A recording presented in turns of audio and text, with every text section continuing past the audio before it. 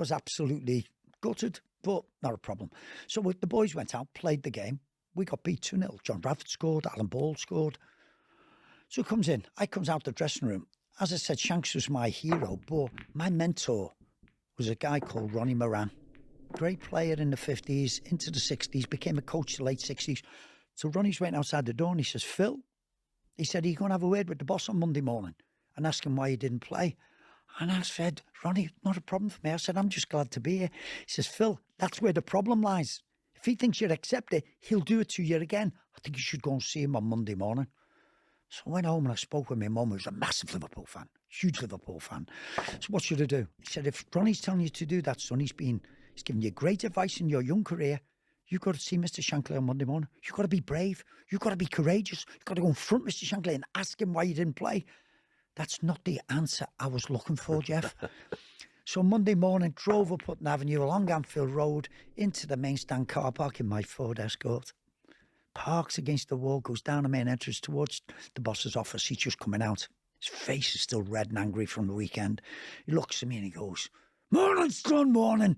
I said, morning, boss, can I have a word? Come on in, sit down. What can I do for you? Oh, why play at the weekend? Jesus Christ, son, you want to know why you didn't play at the weekend? You should be in here thanking me for not playing you. That load of shite out there on Saturday, Smith, Callaghan, Lawler, they're finished. They're has-beens. They're never going to play for this football club again. But you, son, you're going to play for this football club for many years to come. You're going to captain this football club. You're going to play for your country. I wouldn't be surprised that you captain your country. Jesus, you should be in here on your bended knees thanking me for not playing you.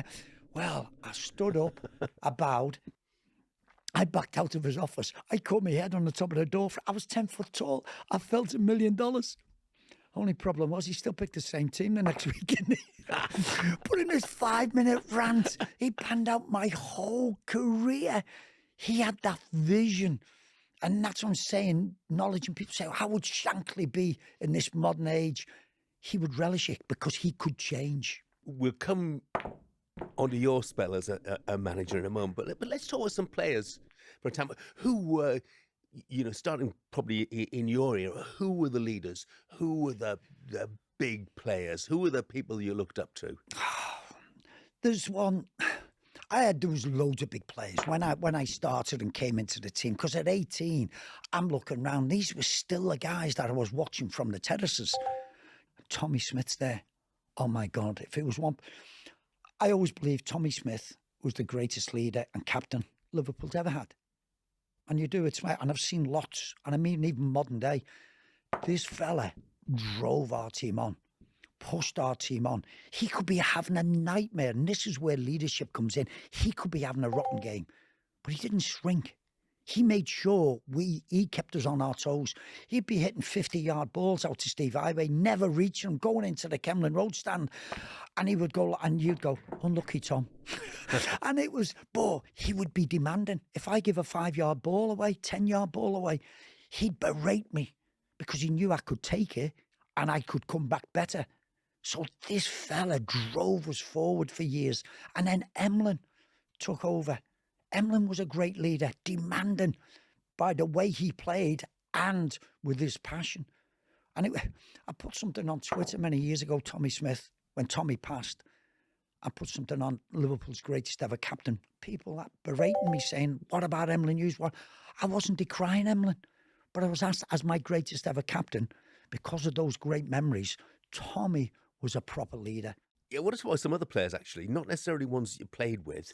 Oh, you mentioned Terry Butcher, actually, so we might as well mention Terry. I mean, to a lot of people, I think Terry would be almost the ultimate leader because everybody remembers the picture of him with the bandaged head, blood on that bandage, so it was bright red, blood all over his shirt when he was playing for England against Sweden. I mean, was Terry a leader? Absolutely. He had it in him. And I could see this young player who's developing with this young Ipswich side, him and Russell Osman playing sort of centre-backs.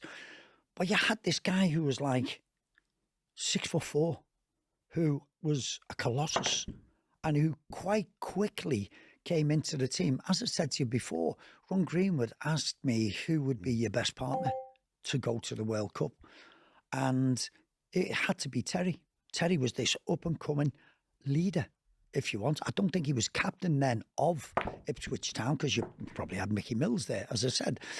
But this guy, you could see it in him, and he could play. Terry was 6'4" and was quick. He could cover the grounds, but he was hard. He was hard as nails. And it's not just cause of blood pouring down his face. That doesn't make you hard. It's how committed you are. And it's